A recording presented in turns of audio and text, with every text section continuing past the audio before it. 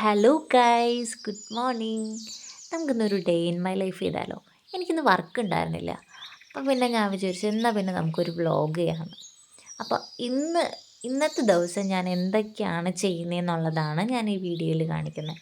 അപ്പം നമ്മൾ രാവിലെ തന്നെ എണീറ്റ് എനിക്ക് എൻ്റെ മൈൻഡും അല്ലെങ്കിൽ ആ ഒരു ഉറക്കത്തിൻ്റെ ആ ഒരു ക്ഷീണം മാറാനും ഒന്ന് ഉഷാറാവാൻ വേണ്ടിയിട്ട് എനിക്ക് വീടിന് ചുറ്റും കുറച്ച് നേരം കൂടി നടക്കണം. ഒരു കോഫിയും കയ്യിൽ പിടിച്ച് കിളികളുടെ സൗണ്ട് കേട്ട് ഈ ചെടികളൊക്കെ ഇങ്ങനെ നോക്കി നടന്നാലാണ് എൻ്റെ മൈൻഡൊന്ന് സെറ്റാവുള്ളൂ.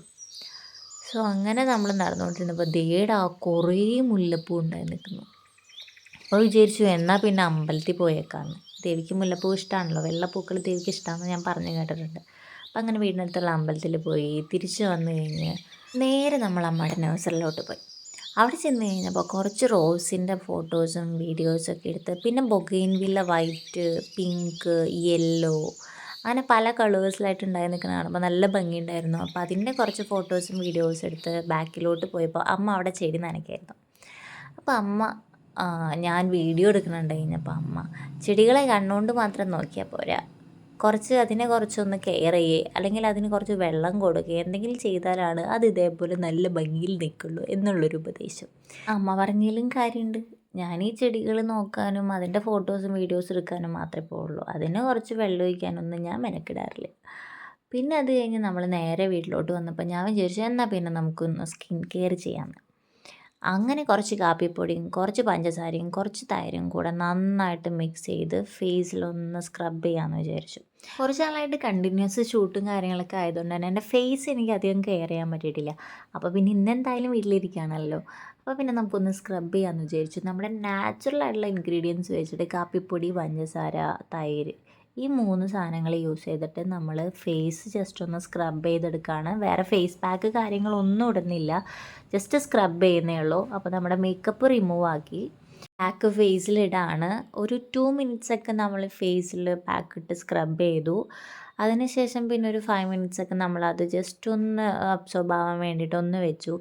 അപ്പോഴാണ് കുറേ മാങ്ങ ഉണ്ടായി നിൽക്കണം. പിന്നെ അതെങ്ങനെ പൊട്ടിക്കുന്ന ആലോചിക്കുമായിരുന്നു. അപ്പോൾ നമ്മൾ ഫേസൊക്കെ വാഷ് ചെയ്ത് കഴിഞ്ഞ് മാങ്ങ പൊട്ടിക്കാനുള്ള തയ്യാറെടുപ്പിലായിരുന്നു.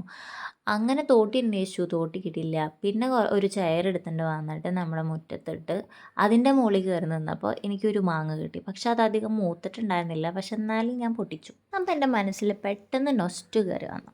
അപ്പോൾ പിന്നെ ഞാൻ വിചാരിച്ചു മാങ്ങയിൽ കുറച്ച് ഉപ്പും കുറച്ച് മുളക് പൊടിയും കുറച്ച് വെളിച്ചെണ്ണ ഇട്ട് നന്നായിട്ട് തിരുമ്പി കഴിക്കാമെന്ന് വിചാരിച്ചു. അപ്പോൾ അങ്ങനെ കട്ട് ചെയ്തു. അപ്പോൾ സൈഡിലൊരു പാരയ്ക്ക ഇരിക്കണം, അപ്പോൾ പിന്നെ പാരയ്ക്ക എടുത്ത് കട്ട് ചെയ്തു. അങ്ങനെ നമ്മൾ ഈ പാരയ്ക്കയിലും മാങ്ങയിലും കുറച്ച് മുളക് പൊടിയും ഉപ്പും വെളിച്ചെണ്ണയും കൂടിയിട്ട് നന്നായിട്ട് മിക്സ് ചെയ്തിട്ട് കഴിച്ചു. അങ്ങനെ അതും കഴിഞ്ഞ് എന്നാൽ പിന്നെ കുറച്ച് നേരം പഠിക്കാം, എക്സാം ഒക്കെ അല്ലേ വരണമെന്ന് വിചാരിച്ച് ബുക്ക് എടുത്തതും ഒരു 10 മിനിറ്റ് കഴിഞ്ഞപ്പോഴേക്കും എൻ്റെ കിളിയും കിളിക്കൂടെ ഒരുമിച്ച് പറന്നുപോയി. എന്ത് ചെയ്യാനാ, പണ്ട് മുതലേ ഉള്ള ശീലമല്ലേ. ഏത് ബുക്ക് എടുത്താലും ഒരു 10 മിനിറ്റ് കഴിയുമ്പോഴേക്കും എനിക്ക് ഉറക്കം വരും. അങ്ങനെ ക്ഷീണം വരാണ്ടിരിക്കാനായിട്ട് ഞാൻ കുറച്ച് വെള്ളം കുടിച്ചു. പിന്നെ നമ്മുടെ ആ മാങ്ങയും പേരയ്ക്ക എടുത്ത് കഴിച്ചു. പക്ഷെ ഒരു രക്ഷയില്ല. പിന്നെ എന്തൊക്കെയോ തട്ടിക്കൂട്ടി കുറച്ച് പഠിച്ച് ഒരു ഈവനിങ് ആയി കഴിഞ്ഞപ്പോൾ മാമയുടെ വീട്ടിൽ തോറ്റായിരുന്നു. അപ്പോൾ അവിടേക്ക് പോയി.